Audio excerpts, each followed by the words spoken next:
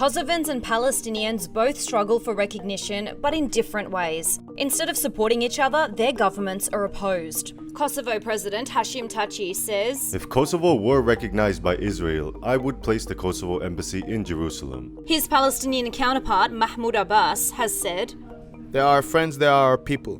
But because we have our problems, we hope that they will find a solution for themselves without our interference."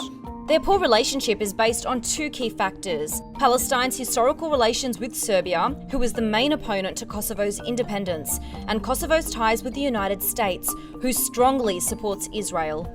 Serbia and Palestine have always had good relations. They are both a part of the non-aligned movement, which, among other goals, aims to ensure that peoples being oppressed by foreign occupation and domination can exercise their inalienable right to self-determination and independence. Yasser Arafat, the former president of Palestine, enjoyed huge support from Yugoslavian leader Josip Broz Tito, who cut all ties with Israel in 1967 after the Six-Day War, and the ties were not re-established until 1991. After Yugoslavia broke apart, Serbia inherited the country's close relations with Palestine. As a result, it opened an embassy in Serbia's capital, Belgrade, in 2015. And then Serbian President Tomislav Nikolic said they were considering opening their embassy in the city of Ramallah. The PLO controversially invited Slobodan Milosevic, a former Serbian and Yugoslavian president, to celebrate Christmas in Bethlehem in 2000, despite the fact that Milosevic had been charged with war crimes committed in Kosovo, Croatia and Bosnia and Herzegovina during the Balkan Wars in the 1990s.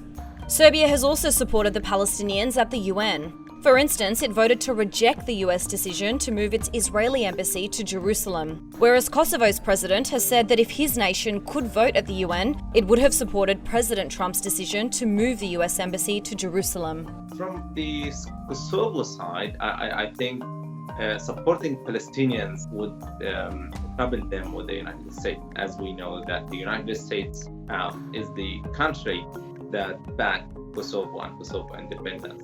Kosovo doesn't want to confront its ally, the United States, and it tries to maintain good relations with Israel. The country wants full diplomatic relations with Israel and Israel to recognize Kosovo as an independent state. But Israel says it doesn't want to encourage unilateral declarations of independence. This hasn't stopped Kosovo from continuing to try, requiring the country to sometimes act against Palestinian interests. So by trying to maintain good relations with their historical allies, will the governments of the two countries fighting for self-determination continue to oppose one another?